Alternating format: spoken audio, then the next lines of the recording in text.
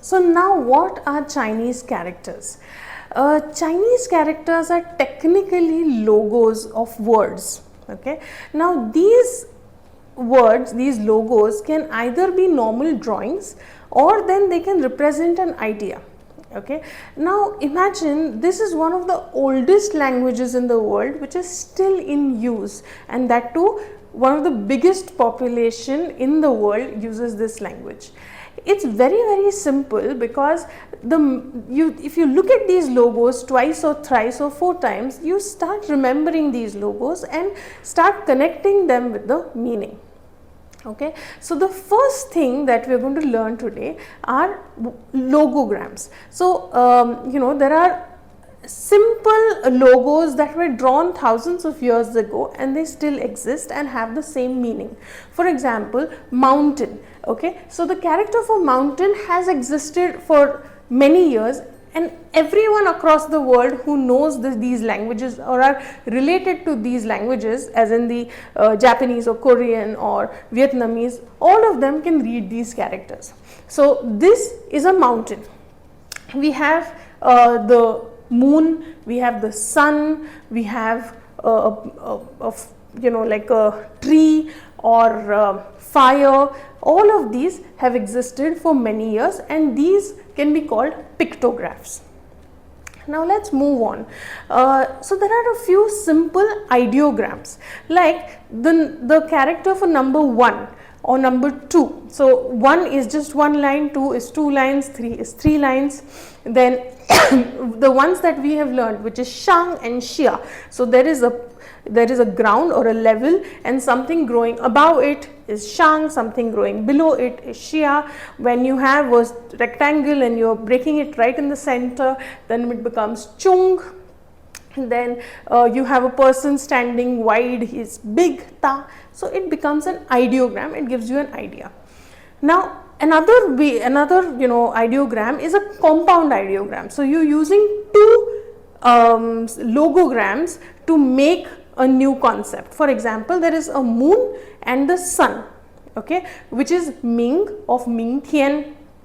So this Ming means it's after a day and a night. So it's going to be tomorrow. It can also mean bright because the sun and moon together make it bright.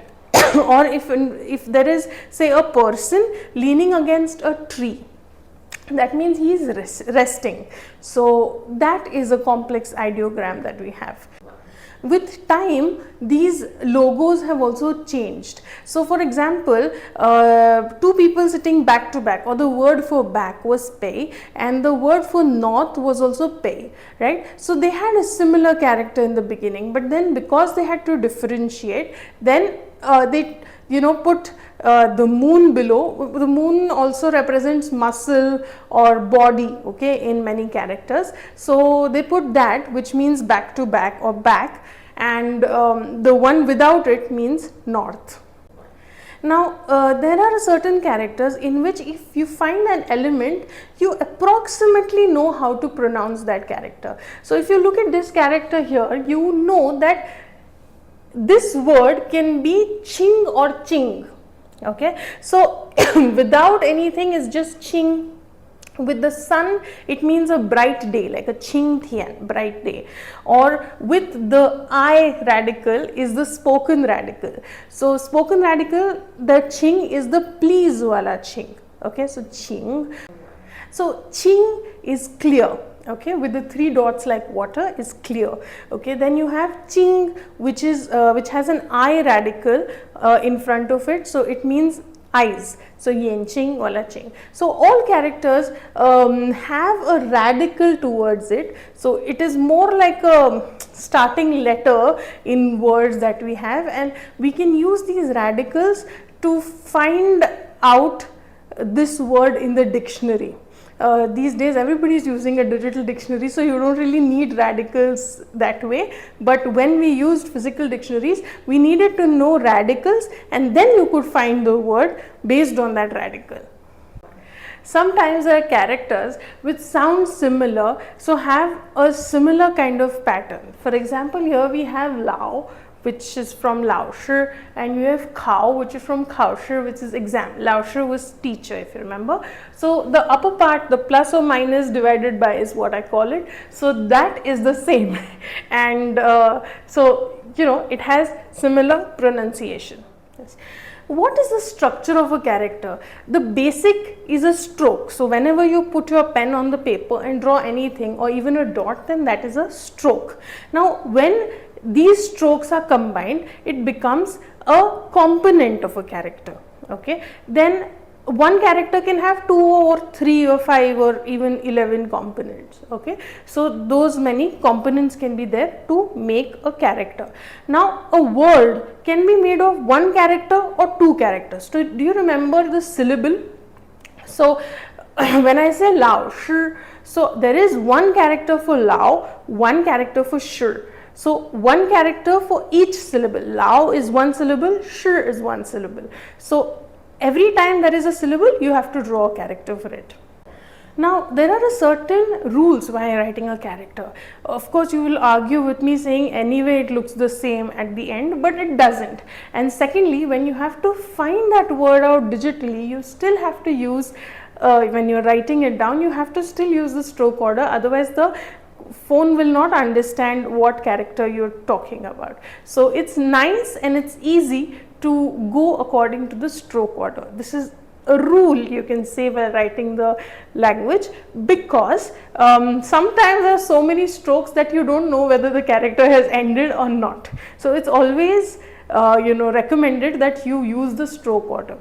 Now when you're using the stroke order, just remember that the Chinese people would write with a brush, ink and paper.